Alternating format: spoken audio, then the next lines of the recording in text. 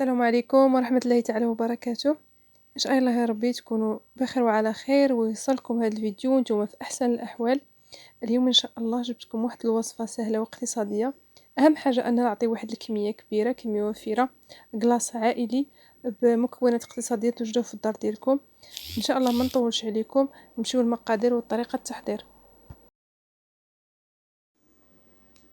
بسم الله، نبداو بالمقادير. عندي واحد العلبة ديال الكريم شونتي بودر، عندي واحد الفلو ديال الكراميل، عندي واحد الساشي ديال القهوة، وعندي 3 الكيسان د الحليب يكونوا عامرين، وعندي 2 د العلب ديال الكوكيز.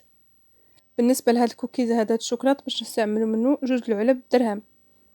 صافي في البدايه بنستعمل واحد الصلصه باش نقي واحد الصلصه فيها الفلو باش نفعل هاد الفلو ويعطي واحد النكهه قويه. غنستعمل الفلو الدرهم الكراميل، وغنضيف عليه واحد تقريبا هكا واحد 3 المعالق ديال الحليب. نحركو مزيان باش ما يقيليش تكتلات. من بعد باش نضيف عليه تقريبا هكايا نص كاس الحليب، نحركو شويه. من بعد باش نقي هاد الكاسرونه فوق البوطه بحال هاد الشكل. انا ما صورتش اللحظه اللي حطيته فوق البوطه حتى سخان شويه. لاحظوا معايا هو فاش سخان بدا يعقد. صافي حطيته جانبا باش يدفى شويه. هنا بالنسبه للاموس اللي باش نوجدها بالكريم شونتي عندي كاس ونص د الحليب.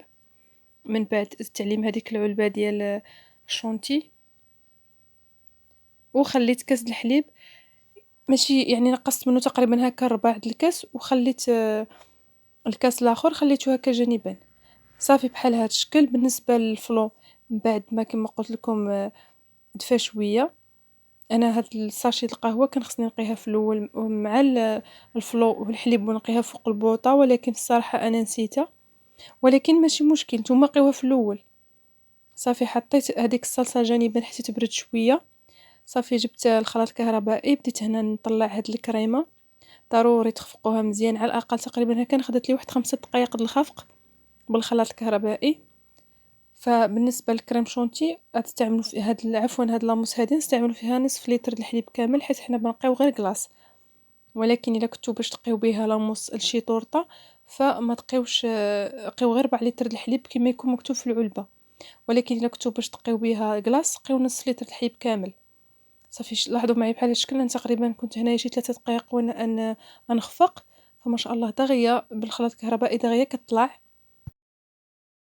غير واحد الملاحظه باش نقول لكم، الا كان الخلاط ديالكم كيسخن فحاولوا تريحوه واحد تقريبا هكا 15 ثانيه عاد وليو شعلوه. يعني تقريبا هكايا بين كل دقيقه ودقيقه ريحوه واحد 15 ثانيه باش ما يسخنش لكم الخلاط ديالكم في يدكم. هذا هو الفلو اللي كيف قلت لكم كنت قيته في الاول، هو والحليب والقهوه.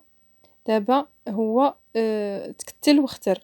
دابا باش نزيد عليه واحد العلبه الكراميل، هذه ديال دانيت كراميل ديال 2 دراهم. صافي ومن بعد باش نحرك مزيان. هنا نحصلوا على واحد الصلصه. هاد الصلصه هذه ثقوا بيا هي السر ديال هاد الكلاص، تعطيه واحد القوام وواحد النكهه. داك الفلو كيعاون الكلاص انه يتماسك مزيان، وهذيك القهوه والكراميل يعطيو الياغورت الكراميل يعطيو واحد النكهه غزاله لهاد الكلاص. صافي بحال هادشكل. لاحظوا معايا من بعد ما بدا يتماسك انا ضفت عليه داك الكاس الحليب بقى الربع اللي كان باقي. غنضيفو حتى للاخير. حاولوا هاد الحليب ما تقيوهش في الاول، قيوه حتى للاخير باش يتماسك لكم مزيان. واخا نضيف له الحليب فلاحظوا معايا هو ما كيهبطش، كيبقى عاقد. احسن من انكم تقيو له الحليب كامل دفعه واحده في الاول. ولا لقيتوا له نصف لتر د الحليب فهو يعطي كميه تبارك الله كبيره اكثر من 4 لتر. فكيف قلت لكم هاد العلبه هذه راه مكتوب فيها غير 4 لتر د الحليب، ولكن نتوما هنا في الكلاص غنقيو نصف لتر كامل بحال هكا. من بعد باش نضيف هاد الصلصه اللي كنت صاوبت بالقهوه والكراميل بحال هكا. ومن بعد نكمل في الخفق ديال الكلاص ديالي.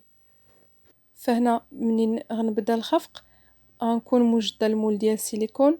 كان عندكم السيليكون تستعملوه، ما كانش عندكم المول السيليكون اما قيوها في شي طاسه مغلقه محكمه الغلق، وقيوها في الثلاجه. من تعمروها قيوها في فريغو تقريبا شي 5 ساعات حتى 6 باش يتماسك. ومن بعد قدموه في كويسات، اولا غديروا واحد المول عادي اللي عندكم ولا طاسه. الا بغيتو يعني تقدموه على شكل عائلي غتجيو ليها وتغلفوها ببلاستيك غذائي غلفوها مزيان، ومن بعد باش تكبوا فيها هاد الكلاص وتدخلوها للثلاجه كما قلت 5 سوايع حتى 6 باش يتماسك. هذا هو الكوكيز الشوكولات اللي عندي.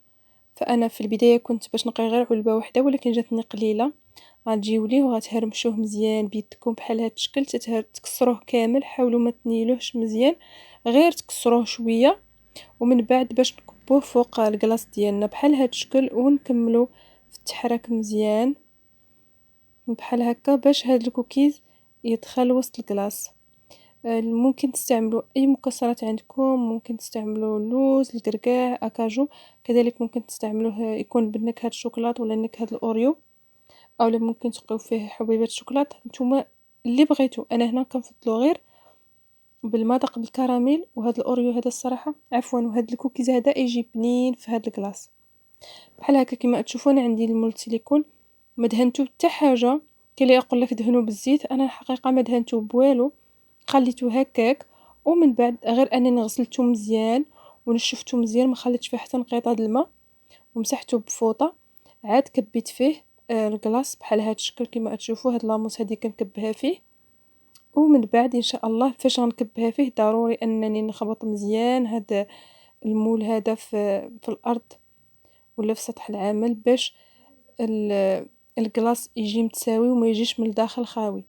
فلاحظوا معي بحال هذا الشكل. فمباشره غير نتوما تبداو تخبطوه وكيتقاد لكم، ما تحتاجوا لا تساويوه لا بمعلقه لا والو، بحال هكا وصافي. كما قلت لكم دابا باش ندخلوا للفريغو او للثلاجه، ضروري يعني فريغو يكون من الجهه ديال الثلج تقريبا من كما قلت 6 سوايع حتى ل5. انا هنا كنت وجدته مع تقريبا شي 12 ديال النهار، وما كما تشوفوا خرجته من الثلاجه حتى 7 ديال العشيه، فكان ظلام الحال وكان تلج ما شاء الله ولا غزال. اولا تقريبا كان شي 8، وكان يعني نفات ليا 6 سوايع، فهو كان ما شاء الله مكلاصي مزيان.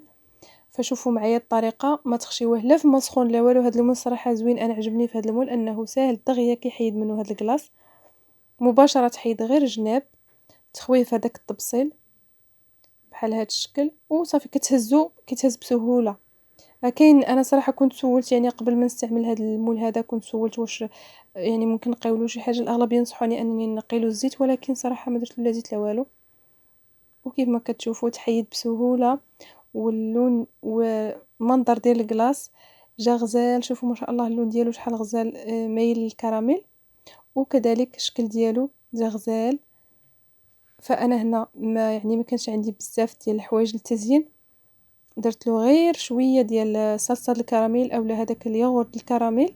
كان باقي لي واحد درته للداخل ديالو، وواحد خليته بحال هذا الشكل، لقيت به خطوط على هذا الكلاص بحال هذا الشكل كما تشوفوا. ما شاء الله يجي الحجم ديالو عائلي كبير، والمذاق ديالو ثقوا بيا الا جربتوه يجي غزال وكميه تجي كبيره. كذلك هذا الكلاص يصلح هكا الا كانت عندكم شي عراضه كبيره، فانتوما باش تقدموه مع الفواكه صراحه يجي غزال بزاف. المنظر ديالو يجي رائع ويجي كلاص راقي. انا هنا قدمته غير طروفه صغارين، كيف ما ممكن ان احنا نقدموه مع الفواكه الا كان هكا عندنا شي عراضه ولا ضيف، فثقوا بيا يجي كلاص هماوي. نتمنى ان هذا الفيديو يعجبكم وهاد الوصفه تعجبكم وتكون سهله ان شاء الله. ما تنسوش إلا عجبكم الفيديو تخليو لايك وتعليق للفيديو، وضغط على الجرس باش دائما يوصلكم كل جديد. شكرا بزاف لمشاهدة الفيديو، بصحة والراحة.